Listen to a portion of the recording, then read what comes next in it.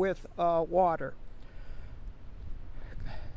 Secondly, with regards to the Great Lakes Water Authority, one of my biggest concerns is the sheer amount of mud and dirt that has gone into the sewer system. As you know, spring is approaching, we'll get heavy rain. Those sewers need all the capacity that we can provide. So Gleeway has completed yesterday a cleaning of all the sewers in this neighborhood to build capacity for rain. That's very important. With regards to the residential home response, our contractors, as you can see, they're all over the neighborhood. We have by the end of the day, we would have completed replacing more than 40 furnaces and hot water tanks.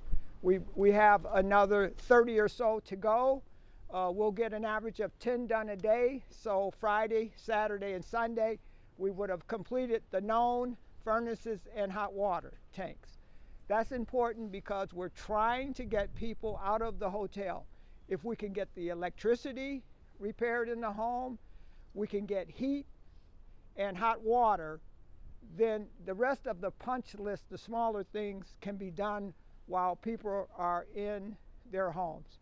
They're tired of being at the hotel, they have their pets, they want to get back in their homes, we want to get them back in there as quickly as possible. So by early next week, all of the known furnaces, hot water tanks, and water issues should be taken care of, and then we'll have a punch list of a lot of other things that have to be done, but they can be done while people are in their homes.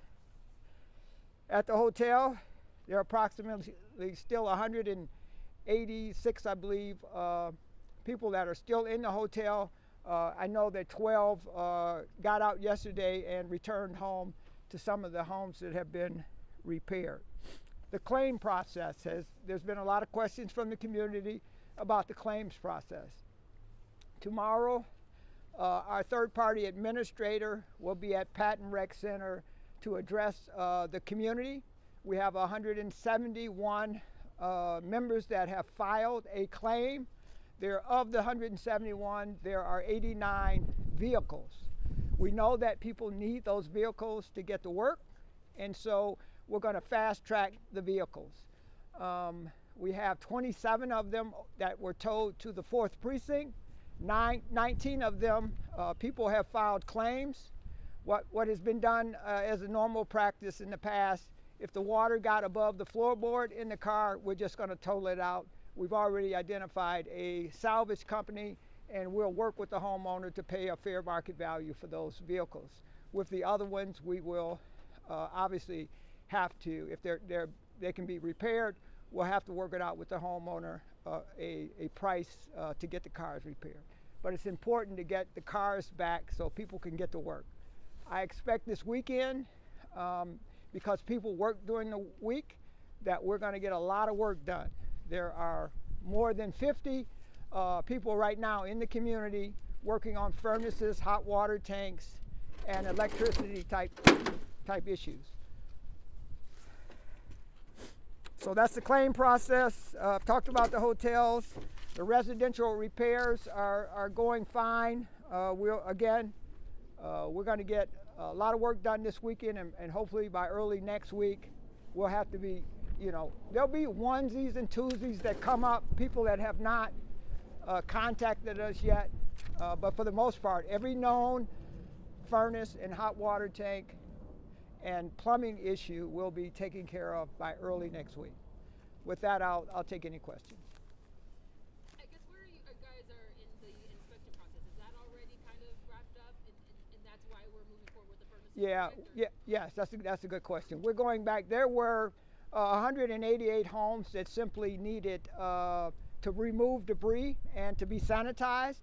And now we have buildings and safety inspectors, along with some inspectors that we've hired, that are going back through those homes to make sure that all the safety issues were taken care of, and that an occupancy permit can be issued so that people can get back in them.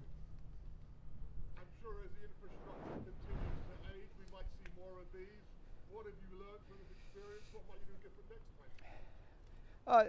Well, the thing that I've learned that there will be a next time because, as you know, the pipe that we're working with is 93 years old. We've identified issues with that pipe. The Great Lakes Water Authority will probably be investing somewhere near $20 million to reline that complete pipe so that we can make sure that it at least never breaks again. And it's just important to have an asset management program that we have that can identify the worst of the worst pipes so that we can fix them before they break. Certainly it's a lot cheaper to do it preventive maintenance on the system than it is to work on emergencies. Is there anything you would do different next time?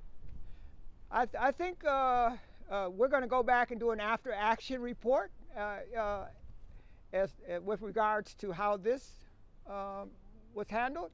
I can think of a lot of things that I'm going to recommend that we do differently, but there's nothing that we could have done to have prevented the break that happened. I guess, what do you say to the families? I mean, you know, clearly this has been a big hardship for a lot of them, especially, you know, economically, but just again, as you mentioned, you know, their jobs, their families just kind of been torn apart and away from their homes. What do you say to them at this point as they've been waiting, but also just something that is beyond their control?